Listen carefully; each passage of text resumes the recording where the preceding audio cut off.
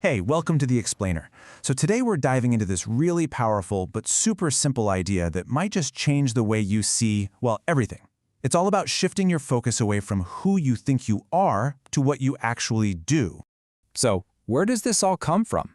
Well, it starts with this single verse. It kind of suggests that what really counts isn't the labels we wear or the groups we belong to.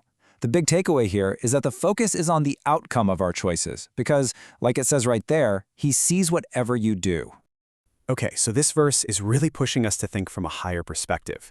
The idea is that the ultimate judgment call isn't based on what club we're in or what ideology we say we follow.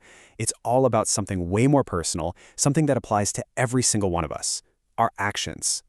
And you know, if you boil it all down, it comes to this one simple truth. Our fate is a direct result of what we do. It's not about what we meant to do or what groups we're a part of. Nope, it's about the stuff we actually physically do. Okay, but here's where it gets tricky, right? Because we're all just so used to seeing the world and each other through what the author here calls an identity lens. And that brings up a really tough question, a direct challenge, really. Like, can we actually break that lens? Is it even possible to just look past all the labels we attach to people and see them for what they do? I mean, think about it. We see these labels popping up all over the place. Hindu, Christian, right? These things become mental shortcuts, and they often shape our very first impression of somebody before they've even said a word. Muslim, you see how this lens of identity it kind of takes over. It shapes how we interact with people and plants these little assumptions in our heads about who they are. American.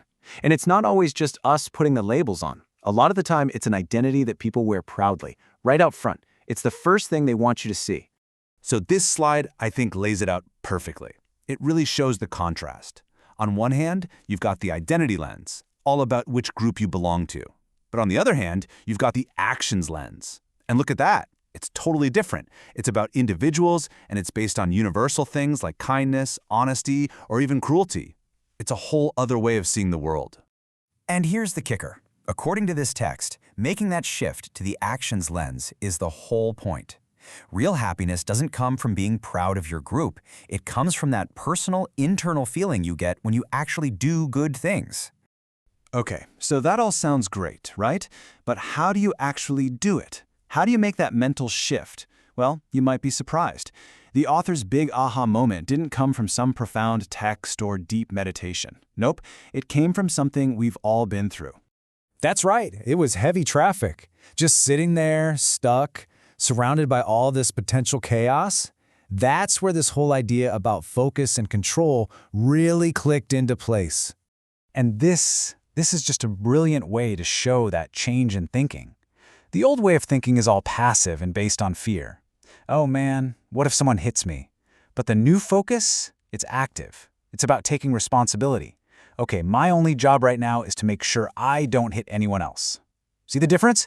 You're shifting from worrying about what you can't control to mastering what you can. And this whole new focus, it's built on this idea of accepting what the author calls the script.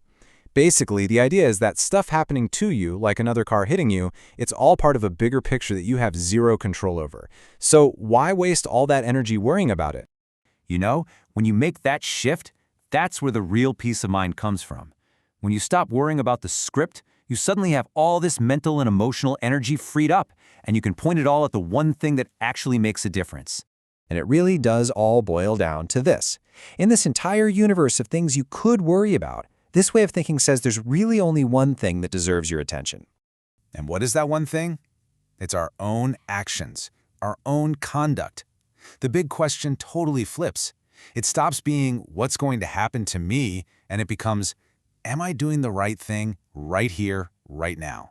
And that is the only question you actually have the power to answer.